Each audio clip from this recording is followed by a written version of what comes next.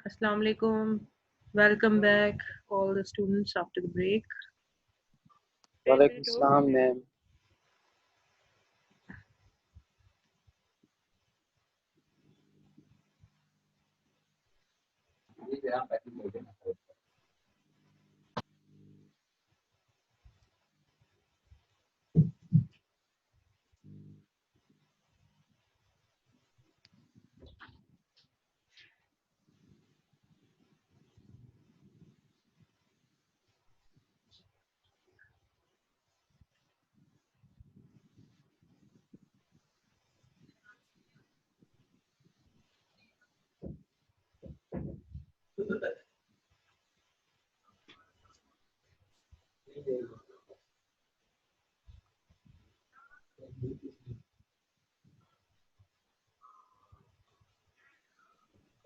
अच्छा जी,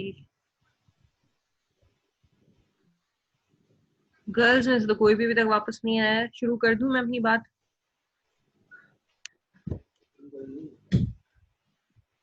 वो थी ना हिरा और आरफा। आरफा आ गई हैं, इरफाना।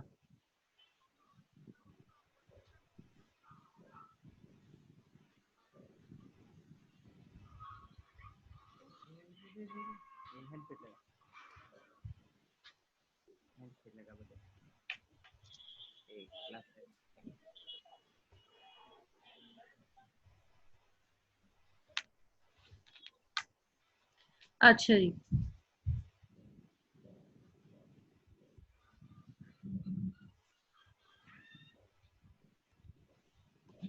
आप लोगों को मेरी स्क्रीन नजर आनी शुरू हो गई है? Yes ma'am.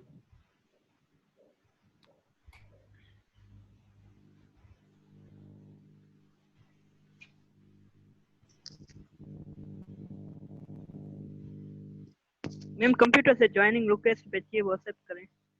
जी जी, एक्सेप्ट कर ली। ओके, मैं यहाँ से लीव कर रहा हूँ।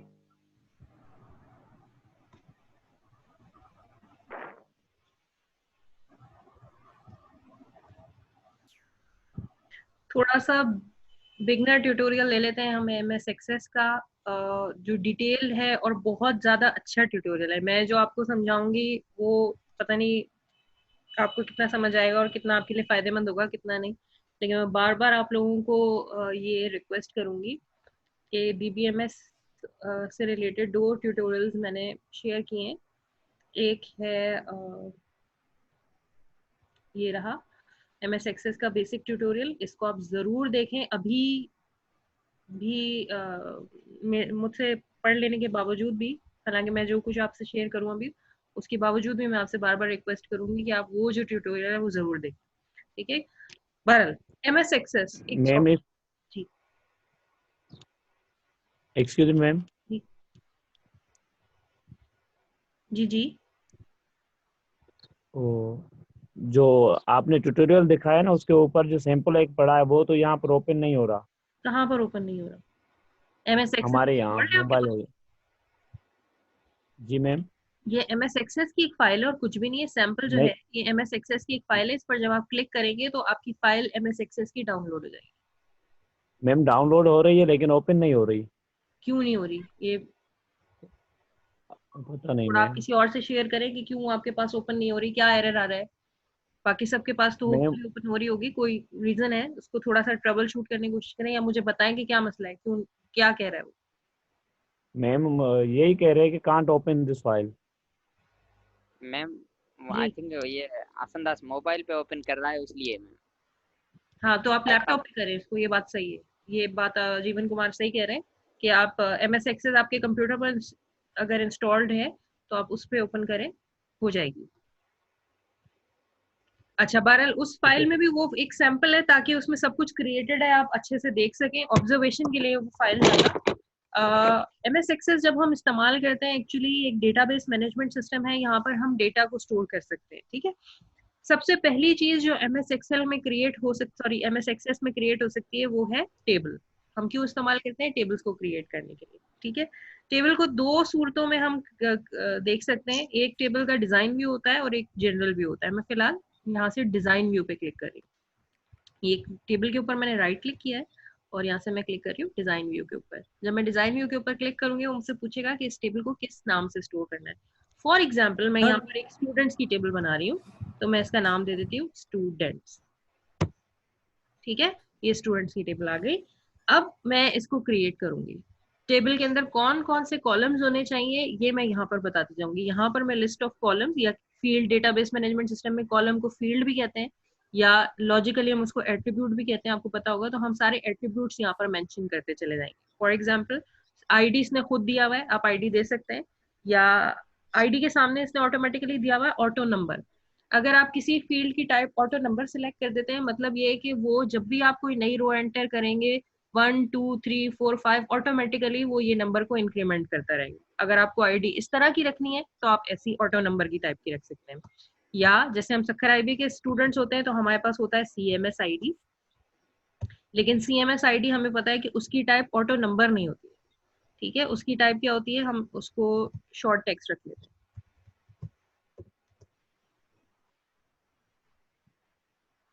तो यहाँ पर मेरे पास डिफरेंट डेटा टाइप्स हैं। ये इस स्पेस को एक्सेप्ट नहीं कर रहा है यहाँ पे।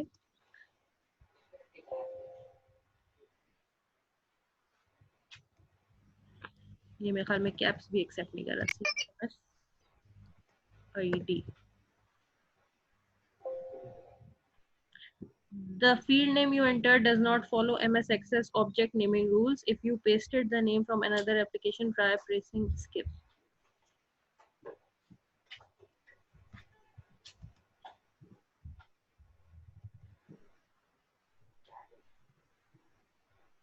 ठीक है, वो कैपिटल्स वगैरह का कभी कभार कुछ नाम ऐसे रखेंगे आप तो वो एक्सेप्ट नहीं करेगा आपसे। तो ये CMS ID में इसका नाम रख देती हूँ। अच्छा, ये CMS ID किस टाइप की होगी, जब आप कॉलम नेम बता दें तो उसकी टाइप आपको सिलेक्ट करनी पड़ेगी। Short text, long text, date, type, different types है। अब CMS ID को मैं यहाँ पर रख रही हूँ शॉर्ट टेक्स्ट। इसके बाद अगली कैटेगरी में ले लेती हूँ नेम। अगला एट्रीब्यूट, ये भी शॉर्ट टेक्स्ट रख देती हूँ। नेम के अलावा मैं कह देती हूँ एड्रेस। ठीक है, ये भी एक शॉर्ट टेक्स्ट ले लिया मैंने। इसके बाद मैं कह देती हूँ डेट ऑफ बर्थ, ताकि एक डेट टाइम वाली भी हमारे पास एक फील्ड आ जाए, आपको उसका भी थोड़ा अंदाजा हो जाए। ठीक है, डेट टाइम मैंने इसके टाइप का नाम रख दिया। ठीक है, इसके अलावा मैं रख देती हूँ फॉर एग्जांपल एड्रेस। तो जैसे कि आप टेबल बनाते हैं वैसे आप यहाँ पर टेबल बना सकते हैं और हर फील्ड का आपको नाम देना होगा और उसका यहाँ पर मैं लॉन्ग टेक्स्ट दे देती हूँ, डेटा टाइप बता देनी होगी। जब आप बना चुके हैं अपनी पूरी टेबल तो आप इसको यहाँ से क्लोज करेंगे। वो पूछेगा कि आप ये चेंजेस सेव करना चाह रहे हैं, मैं कह रही हूँ यस। अच्छा, एड्रेस पहले से मौजूद है। क्या दे दूँ यहाँ पर, इस एड्रेस को मैं कह देती हूँ लॉन्ग टेक्स्ट और यहाँ पर मैं कह देती हूँ स्टूडेंट के मार्क्स। ठीक है, तो ये हो गया नंबर, इसको मैं कह देती हूँ नंबर। यस, जितनी जी चाहे आप इस तरह से, मैं चाहूँ तो एक दफ़ा दोबारा न्यू टेबल क्रिएट कर सकती हूँ। हम टेबल्स को क्रिएट कर सकते हैं। ठीक है, अब जब आप टेबल को क्रिएट करते हैं तो अब आप यहाँ पर डेटा डाल सकते हैं। फॉर एग्जाम्पल कोई अपना बताए CMS ID, पहला रिकॉर्ड में अपना ही डाल देती हूँ। 16 है बल्कि मेरी, ये मेरी स्टूडेंट लाइफ की CMS ID है। ठीक है, मैंने अपना नाम लिख दिया यहाँ पर। ठीक है, मैंने कोई अपना एड्रेस लिख दिया, डेट ऑफ बर्थ कोई दे दी मैंने अपनी। मैं टाइम वेस्ट नहीं कर रही, असल डेट ऑफ बर्थ तक जाने की मैंने ऐसी कोई भी डेट सेलेक्ट कर लिया। ठीक है, कोई भी मैंने यहाँ पर मार्क्स दे दिए वगैरह वगैरह। हाँ, कोई और वॉलंटियर करे अपना CMS ID बताए। 013 013 18 18 0091। 0091। ठीक है, नाम जीवन कुमार, ऐसा ही है। जी जी जी। जीवन कुमार। ठीक है, एड्रेस कराची लिख दूं, आपका जो भी एड्रेस नहीं होगा वो मैम, लिखेंगे। हाँ, घर क्या पर कर रहा जी। पार कर। ठीक हो गया, जो आपका डेट ऑफ बर्थ हो वो आप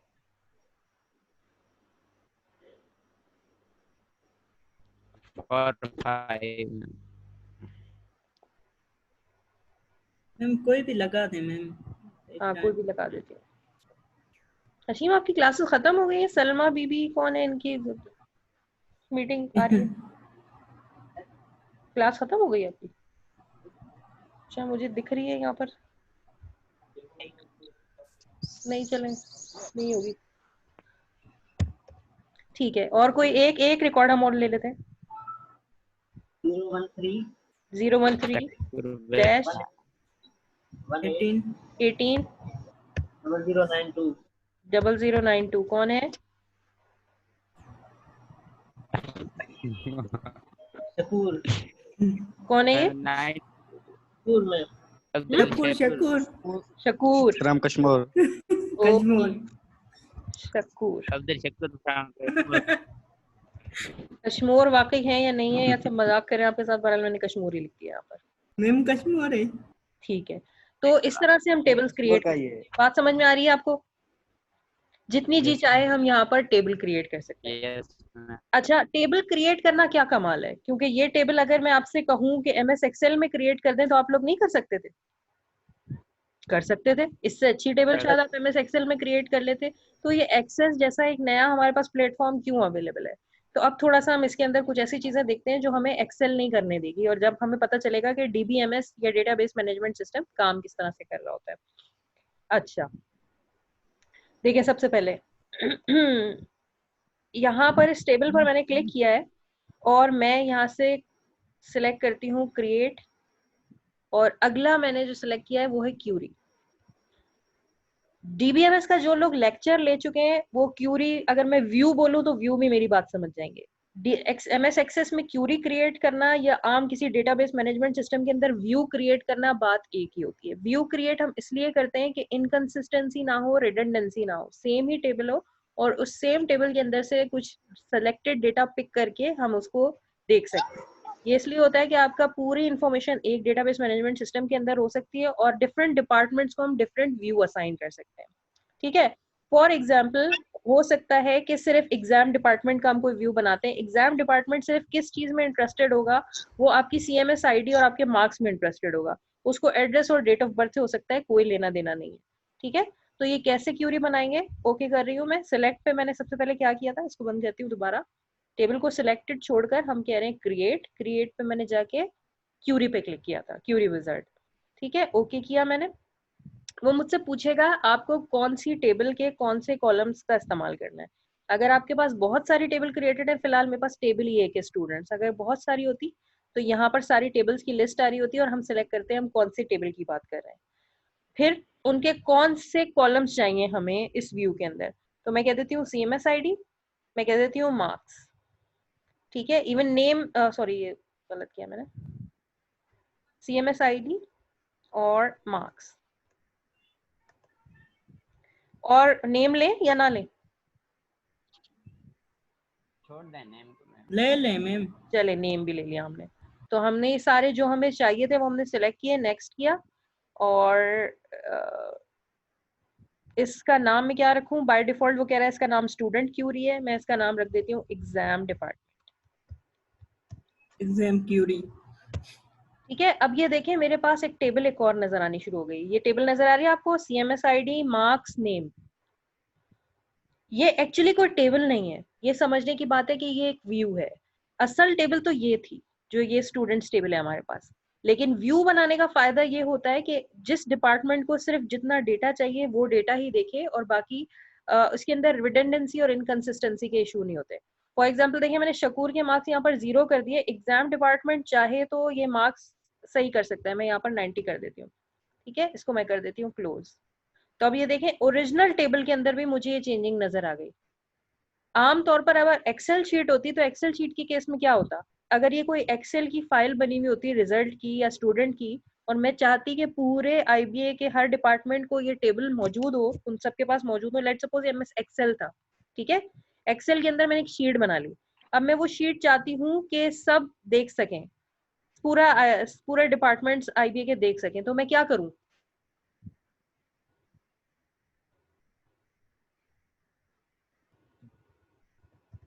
बात समझ में आ रही है या नहीं आ रही?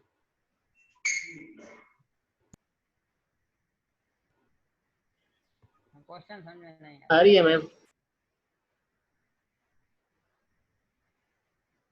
देखें ये एक्सेल की एक शीट है ना, रिपीट करें ये मैम रिजल्ट क्वेश्चन। है आप लोगों का।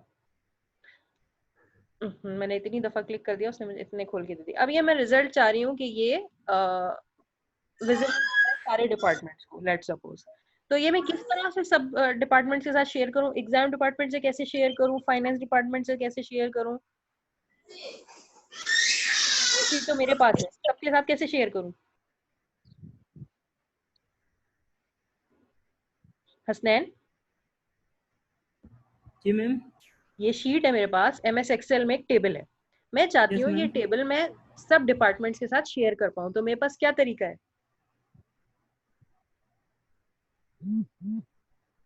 मैम आप किस मतलब ऐप पे शेयर करेंगे या ईमेल करूंगी, किसी से? किसी ऐप पे शेयर करूंगी। सबसे आसान तरीका, चले सिंपल तरीका है कि भाई सबको ईमेल कर दूंगी।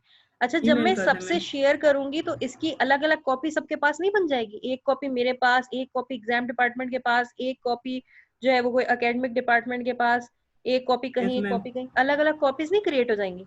यस मैम, हो जाएंगे। और अगर मेरा जी चाहे तो मैं इसके अंदर एडिटिंग करूं, तो बाकी वाली कॉपीज में जाके कौन एडिट करेगा? ये एक बहुत बड़ा प्रॉब्लम है फाइल मैनेजमेंट सिस्टम के साथ, जो कि हम ट्रेडिशनल फाइलिंग एनवायरनमेंट में ये बात पढ़ चुके हैं। तो MS एक्सेल या कोई भी फाइलिंग एनवायरनमेंट जो है ना, वो अच्छा ऑप्शन नहीं है। यहाँ मैं क्या करूंगी इस केस में कि मैं अलग अलग टेबल्स क्रिएट नहीं कर रही हूँ, मैं इसके डिफरेंट व्यूज क्रिएट करती हूँ, और डिफरेंट व्यूज में डिफरेंट डिपार्टमेंट से शेयर कर दूंगी। तो वो व्यू जो है ना इनकंसिस्टेंसी लेकर आएगा और ना रिडंडेंसी। ना इस एक फाइल की 10,000 कॉपीज बनेंगी कि हमें ज्यादा बड़ी हार्ड डिस्क चाहिए हो, एक तो कॉपीज से हम बच जाएंगे, और दूसरा अगर एक टेबल के अंदर कोई चेंजिंग होती है तो वो व्यू को विजिबल होगी, और अगर व्यू के अंदर कोई चेंजिंग होती है वो टेबल को विजिबल होगी। इनकंसिस्टेंसी समझ में आ रही है बात?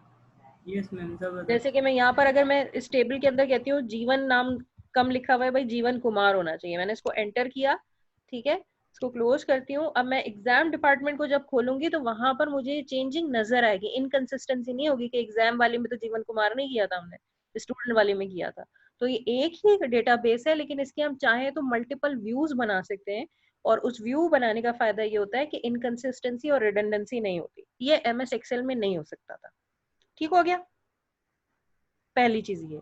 अच्छा, हम तो इसके अंदर क्यूरीज या व्यूज बना सकते हैं। अगली चीज जो हम MS एक्सेस के अंदर बना सकते हैं वो बना सकते हैं फॉर्म। ठीक है, फॉर्म आपको नजर आ रहा है जैसे एक फॉर्म होता है। ये टेबल का व्यू जो है ना, हमें ये अच्छा नहीं लगता, ये इतना जो एक्सपर्ट नहीं होगा, जो RDBMS को ज्यादा अच्छा इस्तेमाल नहीं करता होगा, उसको ये व्यू थोड़ा तंग करेगा। लेकिन ये वाला व्यू कितना अच्छा हमें लग रहा है कि हमें फॉर्म की सूरत में वैल्यूज एंटर करने का मौका मिले।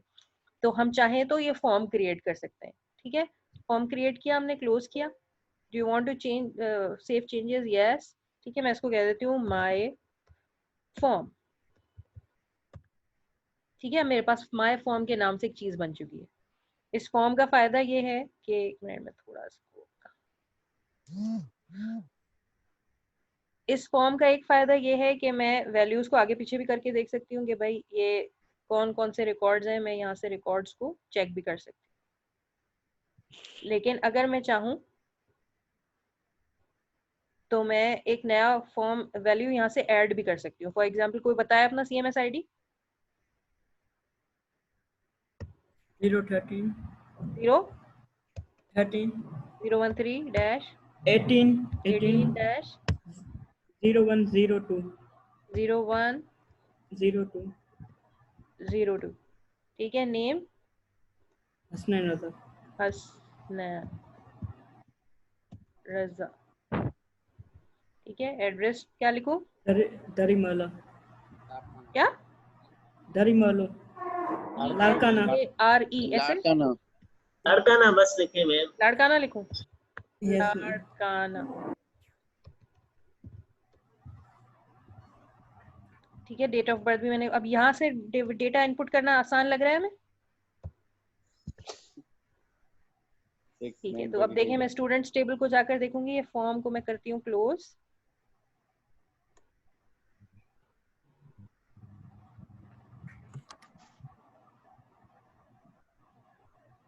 ठीक है, वो मैंने हसनैन रजा का रिकॉर्ड टेबल के अंदर तो एंटर नहीं किया था, फॉर्म के थ्रू किया था। तो ये फॉर्म वाला भी हम बना सकते हैं। MS एक्सेल में हम ये नहीं कर सकते थे। फाइल मैनेजमेंट सिस्टम के अंदर हम ये नहीं कर सकते, डेटाबेस के अंदर हम ये भी कर सकते हैं। यहाँ पे भी बात खत्म नहीं होती। डेटाबेस के अंदर और जो काम हम कर सकते हैं, क्रिएट में जाते हैं और यहाँ पर हम रिपोर्ट भी बना सकते हैं। ठीक है, किसी मैनेजर को रिपोर्ट चाहिए होती है ना, तो हम चाहें तो ये रिपोर्ट भी क्रिएट कर सकते हैं। इसके आप यहाँ पे थोड़ी एडिटिंग वगैरह भी कर सकते थे। मैंने कहा ये ठीक है, बस जैसी भी है ठीक है। इसको मैं करती हूँ close, yes I want to save changes, और इसको मैं कह देती हूँ रिपोर्ट 1। ठीक है, तो आप देखेंगे ये रिपोर्ट भी क्रिएटेड है। जब आप चाहें तो रिपोर्ट क्रिएट कर सकते हैं। अब जब इसका इम्प्लीमेंटेशन आपको बताऊं, कभी आपने कभी अपनी मार्कशीट निकलवाई आईबीए से? नहीं निकलवाई? या एडमिट कार्ड निकलवाया है? जो आपकी एडमिट कार्ड होती है, जो आपकी मार्कशीट होती है, वो कौन एक्सेल में बैठ के कोई डिजाइन करता है? नहीं, ऐसा कुछ नहीं है। आपका सारा रिजल्ट जो है वो सीएमएस पर ऑलरेडी स्टोर्ड होता है और वो सिर्फ एक रिपोर्ट क्रिएट कर देते हैं तो आपकी मार्कशीट निकल आती है। जैसे कि ये ऑटोमेटिकली हमें देखें एक रिपोर्ट की तरह का डिस्प्ले नजर आ रहा है। तो एक ही टेबल थी, उस एक टेबल से हम कितनी चीजें क्रिएट कर सकते हैं। ठीक है, अब यहाँ पे देखिए मैं स्टूडेंट के अंदर अगर कोई चेंजिंग करूंगी तो वो मुझे सब जगह पर विजिबल होगी। इसको मैंने कर दिया कि भाई ये 60 मार्क्स है, 100 नहीं थे, तो ये मुझे रिपोर्ट के अंदर भी विजिबल हो जाएंगे। रिपोर्ट को मैं दोबारा खोलूंगी तो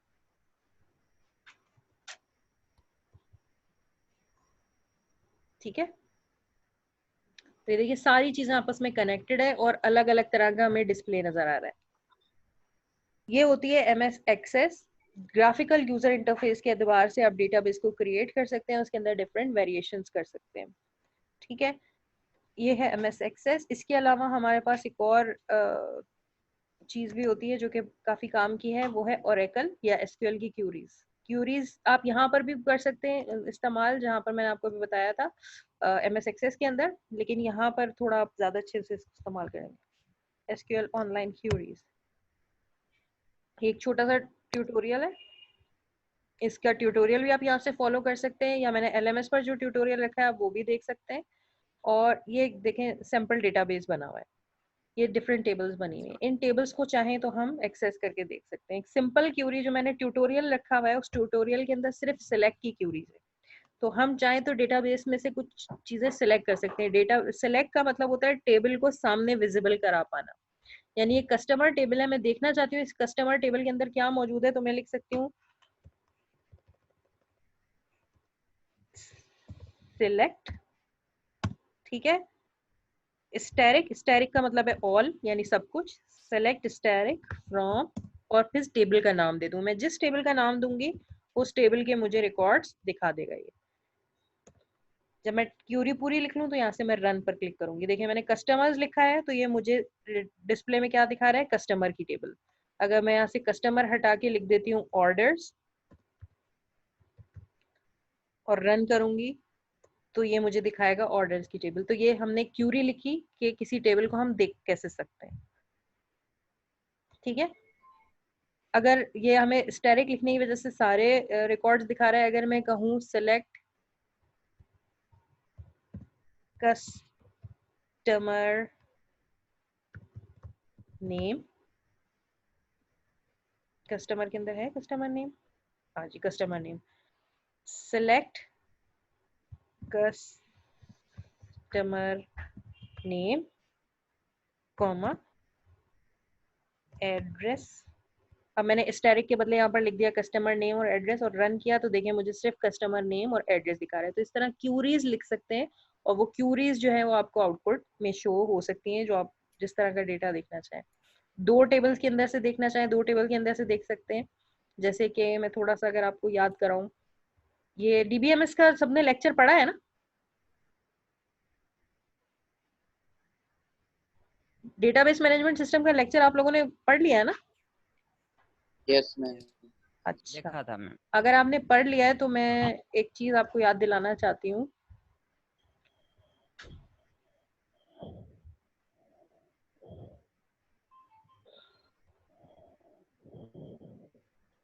ये डेटाबेस के बेसिक, आरडीबीएमएस के बेसिक ऑपरेशन होते हैं सिलेक्ट, ज्वाइन, प्रोजेक्ट, ये पढ़ा था? Yes ma'am. तो ये क्या समझ में आया था कि सिलेक्ट क्या होता है, ज्वाइन क्या होता है, प्रोजेक्ट क्या होता है?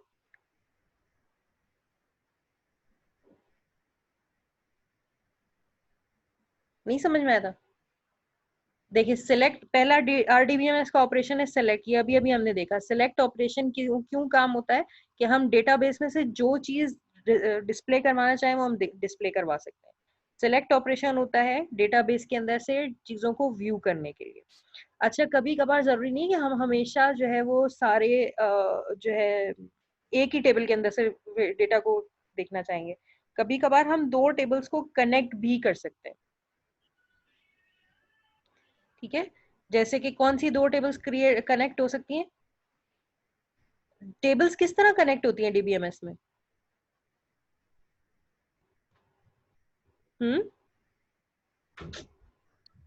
मैम प्राइमरी की एंड फॉरेन की के साथ। एग्जैक्टली, प्राइमरी की और फॉरेन की के साथ कनेक्ट होती है। तो हमें कोई दो टेबल्स ऐसी देखनी पड़ेंगी कि जहां पर हमें प्राइमरी की फॉरेन की वाला रिलेशनशिप मिल जाए।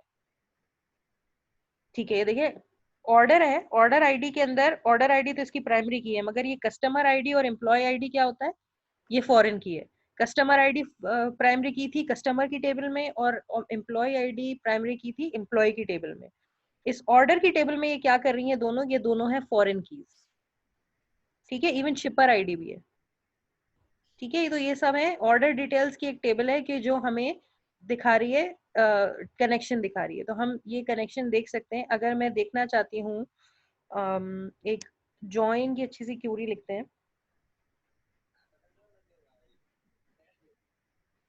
कि select static from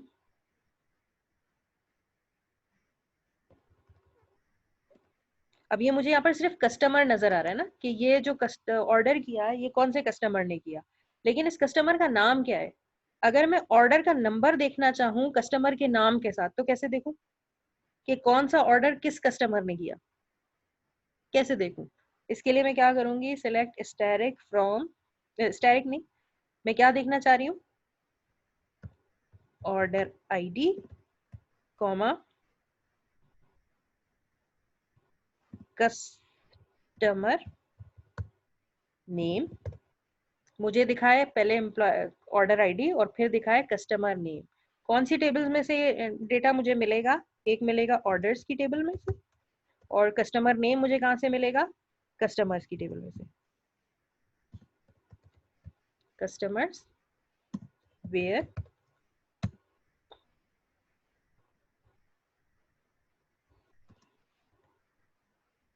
orders dot customer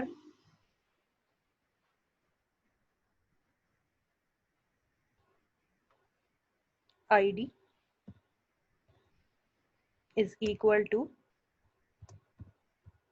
customer dot customer ID।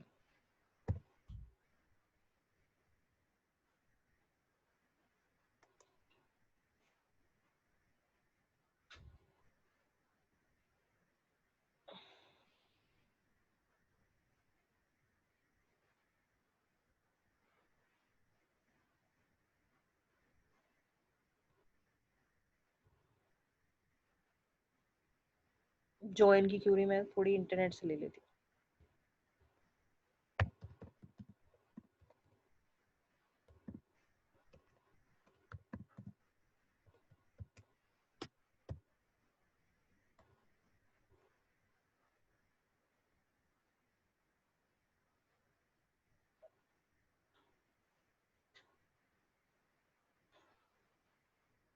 ये लिखी हुई एक अच्छी जॉइन क्यूरी कि सिलेक्ट ऑर्डर्स फ्रॉम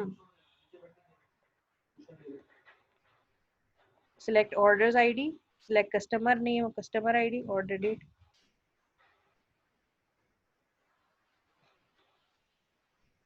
ये दो टेबल्स का डेटा हमें ज्वाइन करके दिखाया जा रहा है।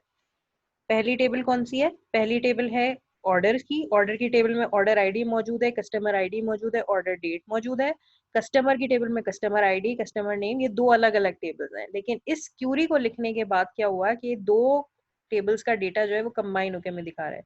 ये डेटा कहाँ से आ रहा है? ये ऑर्डर से आ रहा है, और ये वाला डेटा कहाँ से आ रहा है? कस्टमर से आ रहा है। इसको हम कहते हैं ज्वाइन ऑपरेशन। तो डेटाबेस मैनेजमेंट सिस्टम जो एसक्यूएल होती है और एसक्यूएल क्यूरीज होती हैं वो लिख सकते हैं हम इस तरह के ऑपरेशंस को परफॉर्म करने के लिए। ठीक है, ज्वाइन करने के लिए, और इसको प्रोजेक्शन भी कह सकते हैं। प्रोजेक्शन इस हवाले से कि ये जो डेटा था ये कहीं मौजूद नहीं था ना, ये वाला जो टेबल है ये इस डेटाबेस के अंदर कहीं मौजूद नहीं है, ये तो हमने अभी प्रोजेक्ट की है। ये जो टेबल है ये आप अगर ढूंढना चाहेंगे डेटाबेस के अंदर तो आपको नहीं, ये कौन सॉन्ग सुन रहा है, ठीक है, हमें जो डेटाबेस के अंदर टेबल मिलेगी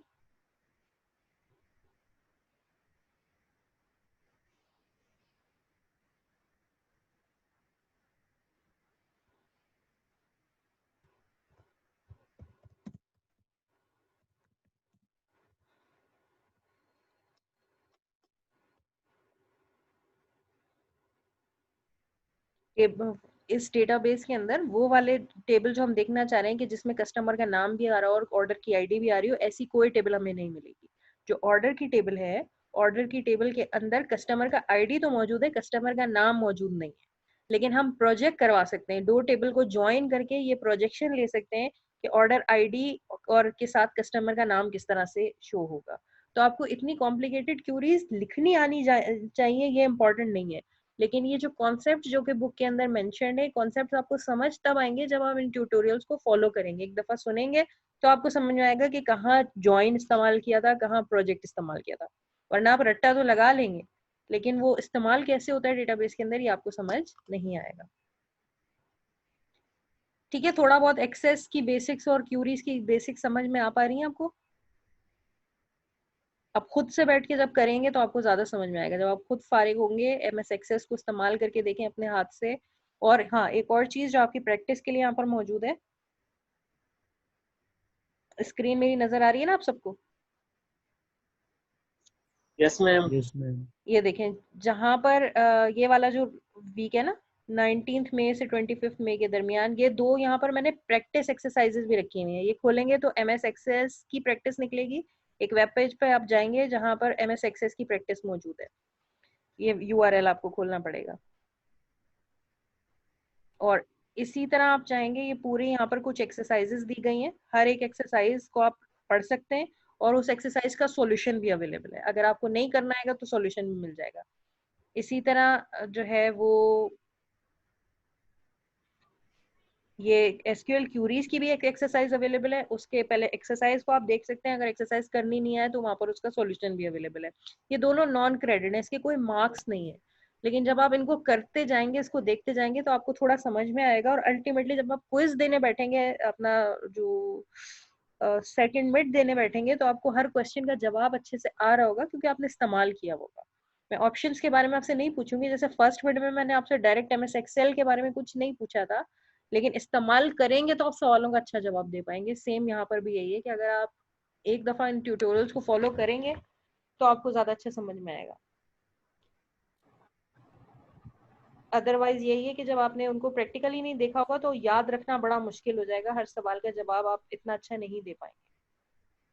ऑल्दो मैं आपसे इम्प्लीमेंटेशन के सवाल नहीं पूछूंगी, मैं आपसे जनरली सवाल पूछूंगी।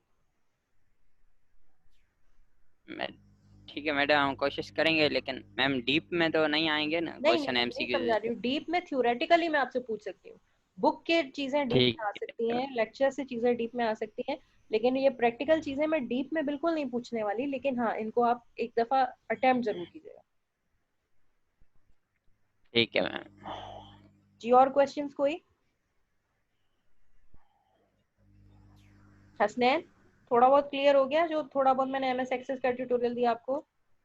यस मैम, क्लियर हो गया है। इससे बहुत अच्छा ट्यूटोरियल वो है जो मैंने एलएमएस पर रखा है, ठीक है, वो किसी एक्सपर्ट ने, जो कि एमएस एक्सेस में बहुत ज्यादा एक्सपर्ट बंदा होगा, उसने ये ट्यूटोरियल बनाया है। 10 से 15 मिनट का ट्यूटोरियल है और बहुत अच्छा है। तो मैम ये आईपीएम में सिखाते क्यों नहीं है, क्लास क्यों नहीं लेते इसके? और ये जो फाइल है ना सैम्पल डीबीएमएस, आप कह रहे हैं कि आपके पास डाउनलोड नहीं हो रही, लेकिन मैं आपको थोड़ी सी खोल के दिखा देती हूँ। जब आप पीसी पर डाउनलोड करेंगे तो ये खुल जाएगी। ये एक बनी बनाई अच्छी सी फाइल है, इसके अंदर ना हर चीज को अच्छे से इस्तेमाल किया गया है।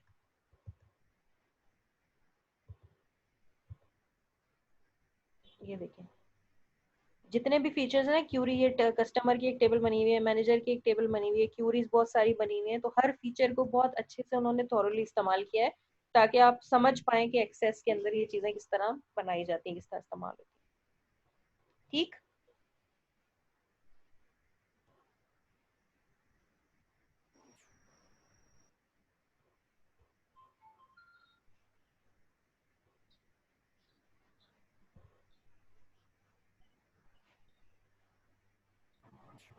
मैम जी। MS एक्सेस का ज्यादा यूजेस कहाँ पे होता है?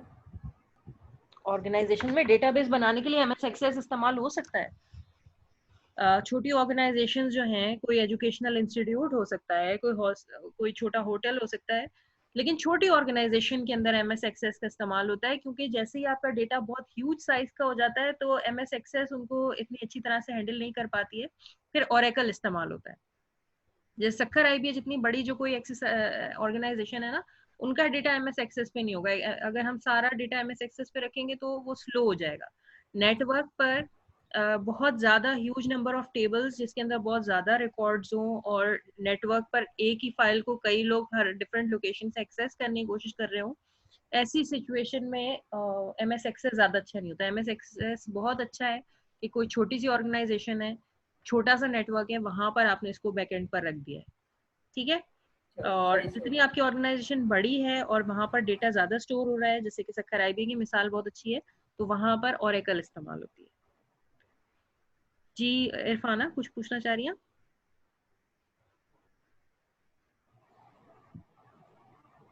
Zuheb, I have a question regarding first mid result. जी जुहेब, आपका क्या सवाल है?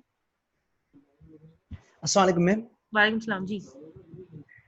मैम फर्स्ट मिड में कुछ बच्चों के मतलब काउंटिंग के जो है ना मार्क्स में रहे थे।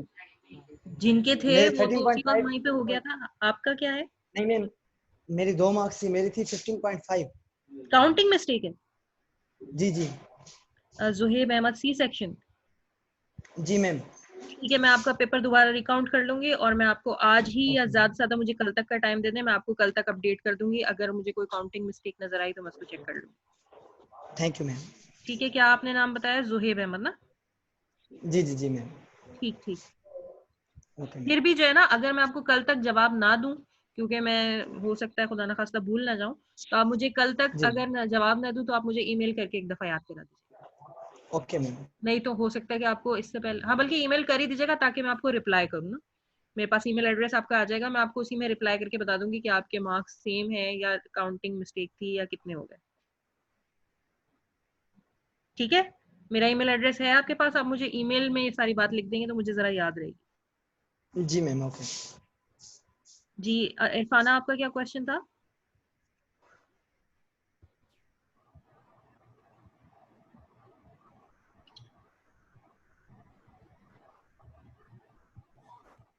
इरफाना मैम, हम फाइनल रिपोर्ट में MS एक्सेस यूज कर सकते हैं इम्प्लीमेंटेशन में?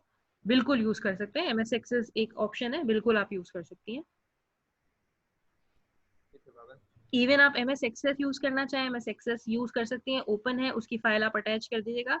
या आप चाहे तो यहाँ पर, अगर आपको ये अच्छा इस्तेमाल करना आ गया तो आप यहाँ पर ये इस तरह का डेटाबेस बना सकते हैं ऑनलाइन ही, और फिर मुझसे इसका लिंक शेयर कर दीजिएगा।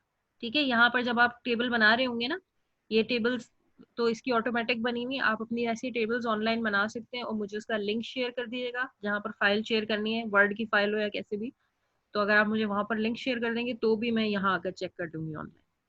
बिल्कुल मैम आप कर सकते। मैम LMS जो होता है वो वेब पेजेस को सपोर्ट करेगा ना? मैं मतलब बना के अपलोड करूँ तो? वो आपको सारे वेब पेजेस बनाकर ना उसकी एक जिप फाइल बना दीजिएगा, और वो जिप फाइल जिप आप फाइल। फाइल अपलोड आप कोई सी भी कर सकते हैं, जो फाइल, लेकिन एक फाइल करेगा, क्योंकि वेबसाइट बनाएंगे तो वो 5-6 वेब पेजेस हो जाएंगे ना, तो सारे कैसे करेंगे? अगर एक ही वेब पेज है तब तो ठीक है, लेकिन अगर 2-3 वेब पेजेस हैं तो उनको एक फोल्डर में डाल के उस फोल्डर को कंप्रेस करके जिप फाइल बना के वो शेयर कर दो, वो अपलोड। ओके मैम, ठीक है ठीक है। ठीक है।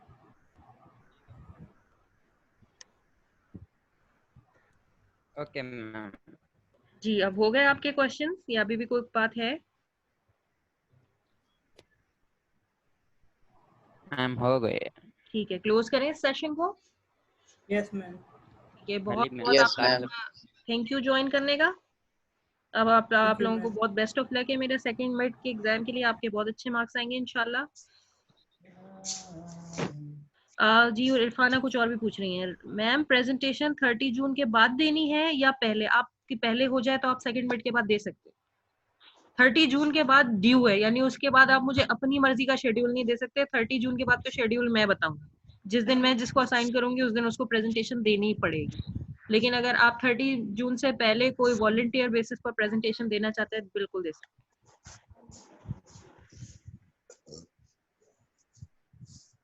जी लास्ट क्वेश्चन पूछे इरफाना।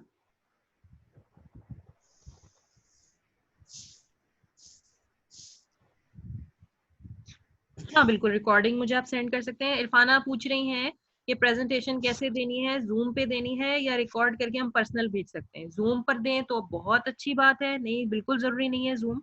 आप जूम पे देना चाहें तो दे सकते हैं, और अगर जूम पर नहीं देना चाहें तो आप मुझे रिकॉर्ड करके भेज सकते हैं, ठीक है। लेकिन चाहे आप जूम पर दें चाहे आप रिकॉर्ड करें, लेकिन इसको आप जरा देख लीजिएगा, ये सबने असेसमेंट क्राइटेरिया देखा है ना, मैं दोबारा खोल रही हूँ आपके सामने। जी बहुत इंपॉर्टेंट चीज प्रेजेंटेशन के हवाले से।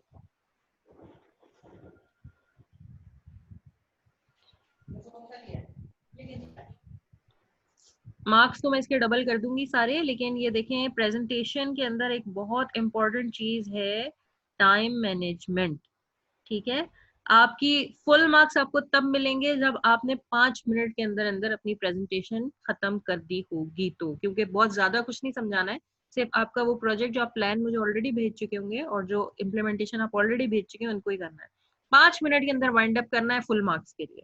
अगर आपने 5 मिनट से ज्यादा मार्क्स लिए, 10 मिनट से कम का टाइम लिया, मैं आपको टोकूंगी नहीं। 10 मिनट से ज्यादा का कम का 5-6 से 10 मिनट के दरमियान टाइम लिया तो आपको कम मार्क्स मिलेंगे, और कोई मार्क्स नहीं मिलेगा अगर 10 मिनट के बाद भी आपकी प्रेजेंटेशन चलती रही, मैं आपको टोकूंगी नहीं, ठीक है। आप देते रहिएगा प्रेजेंटेशन, लेकिन ये एक असेसमेंट का एक वो है कि आप टाइम मैनेजमेंट भी सीखें। तो आप मुझे रिकॉर्ड करके भेज रहे हैं या आप ऑनलाइन दे रहे हैं, बस आपको थोड़ी रिहर्सल करनी पड़ेगी इस हवाले से कि आपको टाइम नोट करना पड़ेगा कि आप जो कुछ बताने वाले हैं वो सही टाइम में पूरा हो रहा है या नहीं। ठीक हो गया? ठीक है मैम। तो फिर मैम सिर्फ वॉइस रिकॉर्ड कर सकते हैं या फिर वीडियो भी रिकॉर्ड करें? ये आपकी ज़ाहिर प्रेजेंटेशन कितनी अच्छी है, मुझे अच्छी प्रेजेंटेशन चाहिए जिसमें कि मुझे समझ में आ जाए। एक तो लैंग्वेज एक चीज़ है, कंटेंट दूसरी चीज़ है कि आपने किस तरह से समझाया है, प्रोजेक्ट की डेमोन्स्ट्रेशन किस तरह से समझाई। विदाउट वीडियो अगर आपको लग रहा है कि आप सब कुछ बहुत अच्छे से समझा देंगी तो आपकी मर्जी, अगर नहीं समझा सकती तो फिर वीडियो इनकॉर्पोरेट करनी पड़ेगी।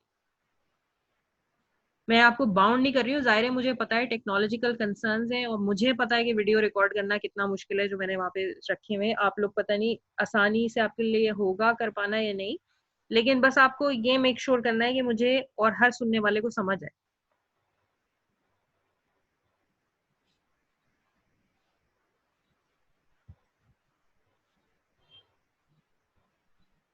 ठीक है, ओके डन हो गया। और किसी को कोई क्वेश्चन पूछने? No ma'am. Jeevan Kumar, Abdul Shakoor, Akbar Ali, Arifa, Asan Das, Uvais Qureshi. No ma'am, thank you. No ma'am, कोई क्वेश्चन नहीं। ठीक है, चलो thank thank you. You so no much. Ma'am कोई बस अब आप लोगों थैंक से यू वेरी मच। मिनट के बाद बात होगी।